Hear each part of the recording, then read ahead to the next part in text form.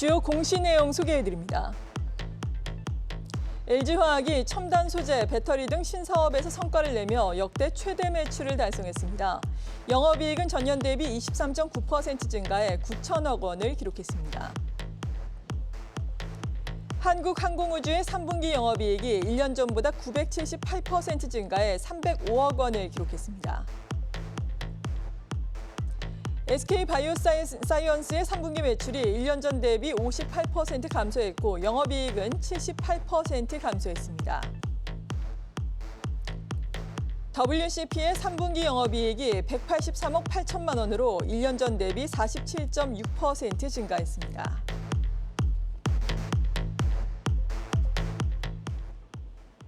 네, 공시 내용 오늘 자세하게 짚어보겠습니다.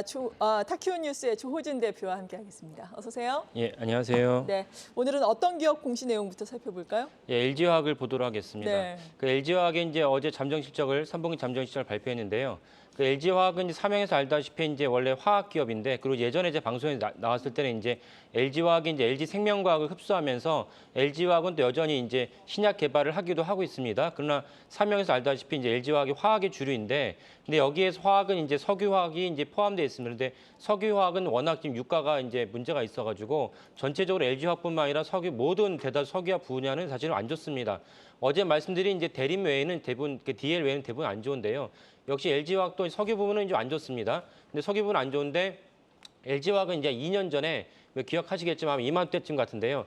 LG화학의 이제 그 부분이었던 이제 LG에너지솔루션이 분사한다고 해서 많이 논란이 있었습니다. 그래서 분사를 했는데 여전히 LG화학이 LG에너지솔루션의 지분을 80%를 갖고 있습니다. 맞아요. 그 말은 뭐냐면은 LG에너지솔루션의 매출과 영업이익이 그대로 LG화학에 반영됩니다. 그러니까 LG화학의 매출과 주가는 사실은 LG에너지솔루션과 연동이 된다 이렇게 이해하시면 되겠고요.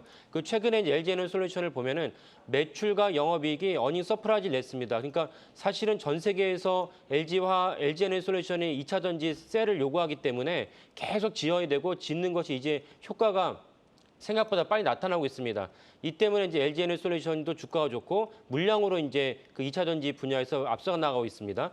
근데 LG화학은 역시 아까 말씀드렸는데 LG에너지솔루션의 매출과 영업이익이 반영되는데 이번에 이제 영업이익에서 어닝 서프라이즈 나는 이유 또 다른 이유는 무엇이냐면은 LG화학의 다른 분야 그러니까 뭐냐면은 LG에너지솔루션은 2차 전지의 셀을 만드는 기업이고 2차 전지 셀을 만들기 위해 여러 부품이 있습니다. 예를 들면 양극재가 필요하고 음극재가 필요하고 분리막이 필요한데 LG화학은 셀 자체는 LG에너지솔루션을 분산했지만 양극재와 분리막은 LG에너지솔루션을 분사한 다음에 박차를 가하면서 엄청난 물량을 갖다 짓고 있습니다. 여기다가 이제 미국의 IRA 때문에 미국 본토에다가 또 공장도 이제 검토를 하고 있습니다. 그 일본의 화학기업 도레이하고 이제 분리막을 갖다가 공동 생산하는 걸 검토하고 있고요. 이런 분야를 LG화학의 첨단 소재라고 그러는데 첨단 소재 부문이 LG에너지솔루션의 매출과 더불어서 엄청난 폭발적인 성장세를 이뤘습니다. 이 때문에 이제 아까 말씀드린 대로 전년 동기 대비 엄청난 영업이익을 이뤘습니다. 사실 이 분야는 사실 계속 점진적으로 이루어질 거라 보는데요. LG화학은 이제 원래 LG에너지솔루션을 분사했을 때 이유는 재무적인 부담 때문에 분사했다 했는데 그럼에도 불구하고 2년이 지났고 LG에너지솔루션이 엄청나게 공장을 짓고 있지만 LG화학의 그 부채 비율은 매우 낮다는 것도 좀 이례적이긴 합니다. 네, 그렇군요. LG화학에 대해서 알아봤습니다. 오늘 실적 발표와 더불어서 5.27% 이 시각 현재 오름세를 나타내고 있습니다. 주가 측면에서 보자면 접근하기에 상당히 매력적이다라는 평가 앞서서 받아봤다는 점 참고를 해보시면 좋을 것 같고 그리고 한국항공우주도 실적을 발표를 했는데 양호했다라는 평가입니다. 주가 오늘 좀 오름세를 나타내고 있는데 자세하게 짚어볼까요? 예, 한국항공우주는 이제 올 상반기부터 이제 방산의 대표적인 주식이었죠. 그래서 이제 3분기 잠정 실적 발표했는데 여기서 이제 그 살펴봐야 될 게 두 가지인데 하나는 무엇이냐면 방산에 대한 많은 그 뉴스가 있었고 공급 계약이 있었는데 실제로 이번 3분기에는 거의 대부분이 아직 반영이 안 됐습니다. 그러니까 대표적으로 이제 폴란드에다가 이제 T-50 전투기, T-50 공격기를 이제 수출한 것인데 아직은 이제 본격적으로 반영이 안 됐습니다. 그럼에도 불구하고 실적이 호조를 보였다는 것은 무엇이냐면 외국에 이제 방산 부문을 갖다가 수출하면서 국내에 있는 방산 부문도 역시 더불어서 영향을 받은 것으로 보입니다. 그래서 항공우주는 이미 이제 그 많은 부분 수주를 했지만 실제로 재무제표는 반영되지 않았다. 하지만 어차피 재무제표에 반영될 거니까 올 4분기나 내년 1분기에 걸쳐서 반영될 거기 때문에 그것이 이번 주가에 이미 항공우주 주가에 반영돼 있다 이렇게 볼 수가 있습니다.